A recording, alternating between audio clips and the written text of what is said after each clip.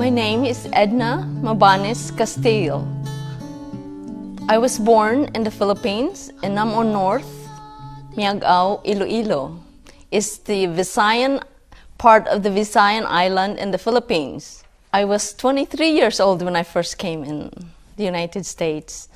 I finished second year high school. It was a challenge. My employer was a politician.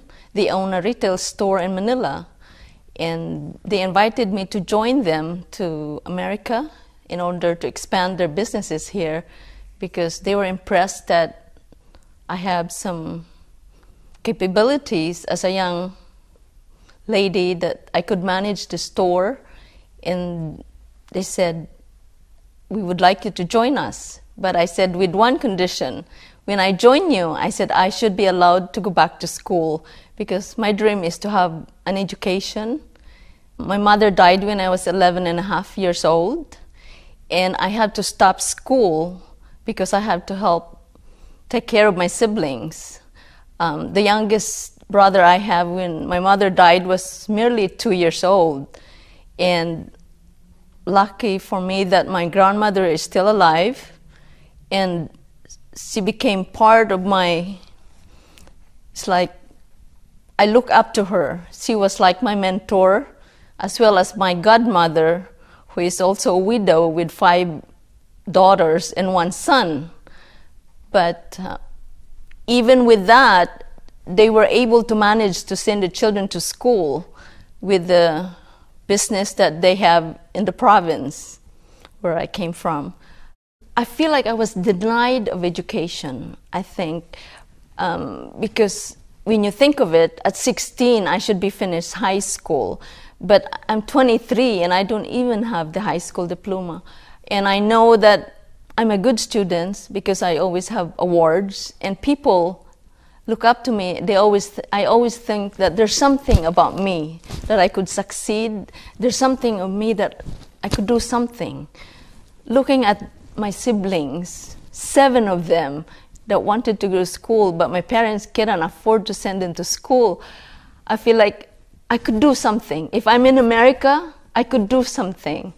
To this day, I have like 15 scholars that I'm supporting in the Philippines, and my goal is to expand that and also serve the children here in America. Currently at my current job, I serve as a board member for Martin de Porres School in Oakland, and what we hope to accomplish is to keep the school for inner city kids, because the Catholic schools are being closed all over the place. I also serve as a board member for University of San Francisco, my alumni, and I share my story, how I accomplished also my master's degree while working, and I think it gives the new students a new perspective that you could do it. I did it, and you could do it too. So I think it's such a good example for not just adults, but also for young men and women, that here am I, came from the barrio, challenged by immigration as well as culture. So I said, if I could do it, any of you could do it. My role as a director of research finance have given me a confidence that there's no limit that I can do. I could do anything if I put my heart and my mind into it. So I think I would be a good example for children from the Philippines or from any part of the world, and I could be a positive model for any of them, for children that lost their parents. It's not the end of the world, and there is hope, and there's also good people that could become your mentors, as well as never really forget that the family support is always there. Don't be afraid to ask. This outfit is called Maria Clara. It was worn during the post-war era, and sometimes there's two things I've read about it.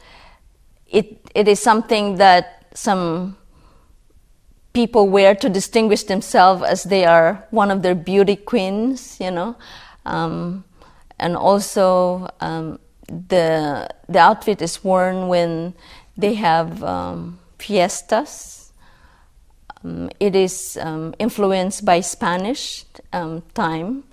I love seafood, so one of my favorite actually is the paella, which I could also make. My family here in America will always ask me, Edna, you'll be in charge of paella, because there's shrimps, there's crabs. Crabs is one of my favorite, and we could put mussels in it, chicken and sausages and bell peppers. So I'm telling you the whole recipe now. So that's one of my favorite dishes, which is another thing that is influenced by the Spanish era. I feel like we're just beginning, and there's so much that we could do if we do it together. We only, let's say, 100 of us are active right now. If we add 100 more, and then 100 more, and then 100 more, we can make a difference in this world. And I think that as women, during the time, you know, reading the history of America, it was a challenge for women to rise or to do beyond what I experience now. We have come a long way when I look back, and especially now, in this just recent election, I would say that our president looked up to two women in his life. Now he's got two daughters and a wife, and I think our new president, our new era, our new democracy in America would have a difference in the Congress and focus on the areas of women's issues that will also benefit not just Americans, but also Asians or any parts of the world.